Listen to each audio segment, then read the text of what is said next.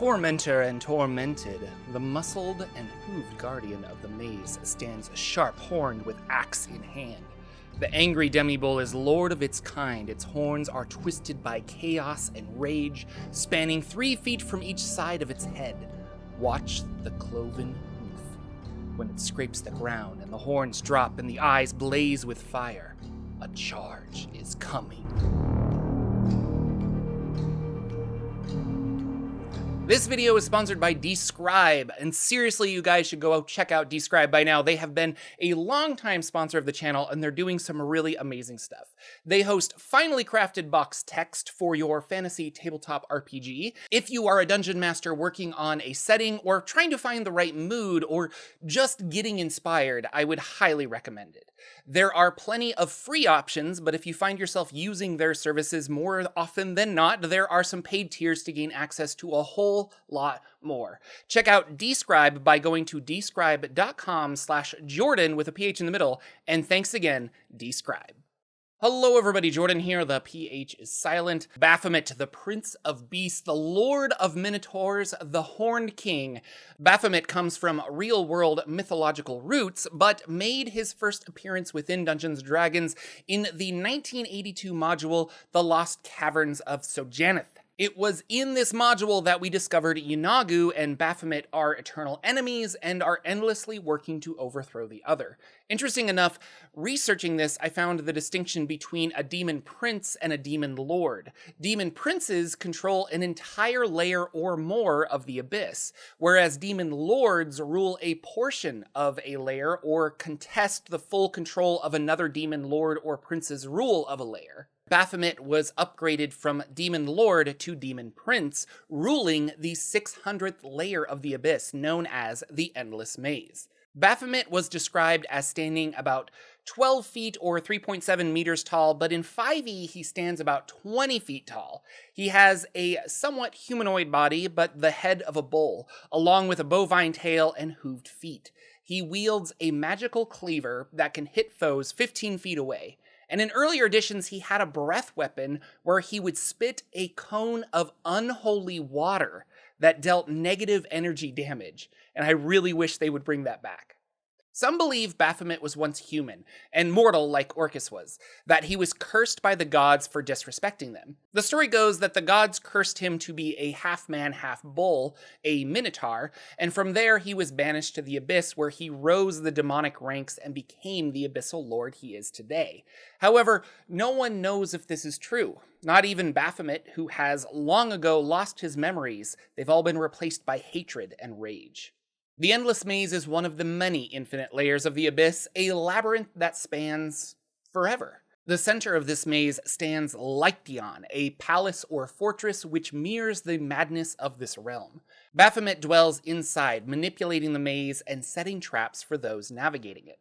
Although he is in complete control of this realm, it was stated in Fiendish Codex 1 that Baphomet shares this layer of the abyss with the ancient fiend Pale Knight.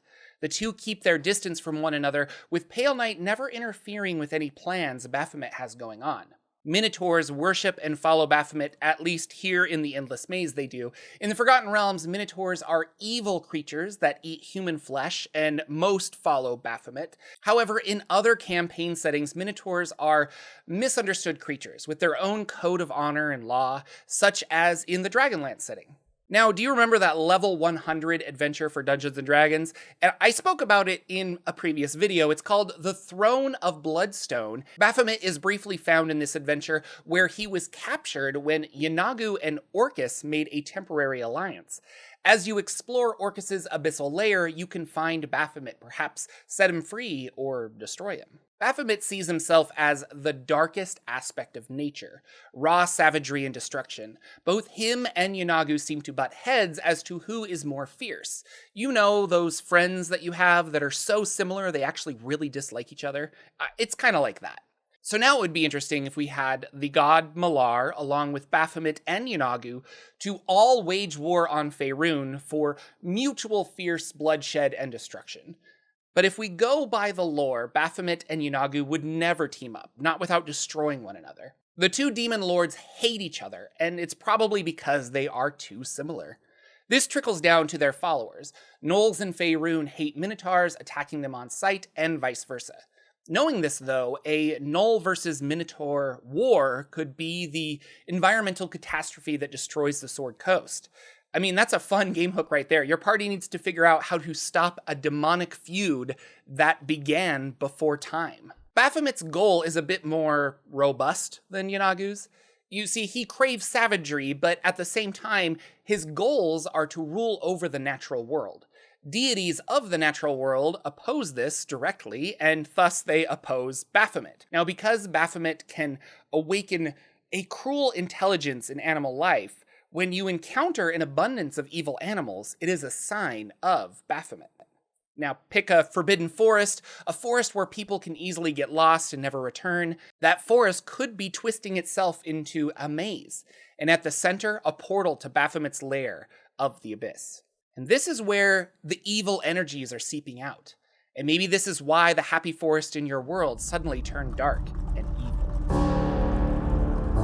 Cultists who worship Baphomet do so because they see themselves as superior to all others. Baphomet's teachings appeal to the ego and justify narcissistic tendencies.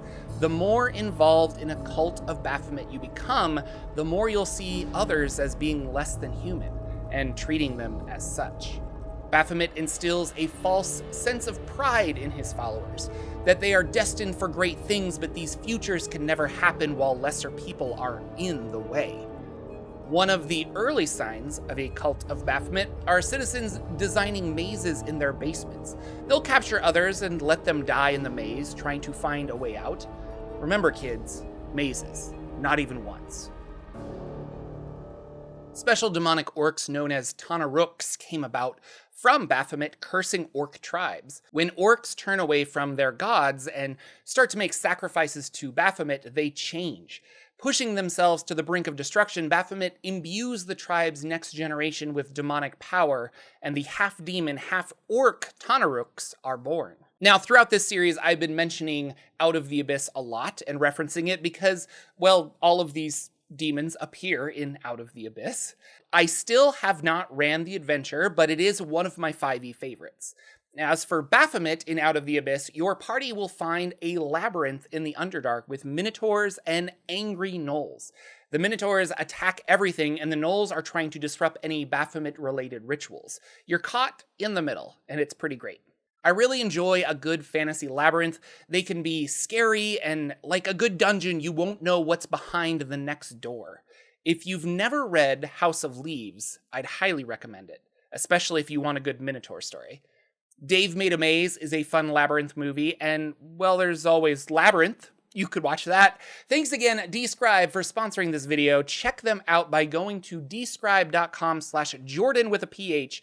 I'll be back with more videos, so subscribe if you aren't, and let me know of your favorite Minotaur, Labyrinth, Maze movie or book, or something that could inspire a night of Dungeons & Dragons. References to everything I've talked about in this video down in the doobly-doo. Thank you again, and I will see you all next time.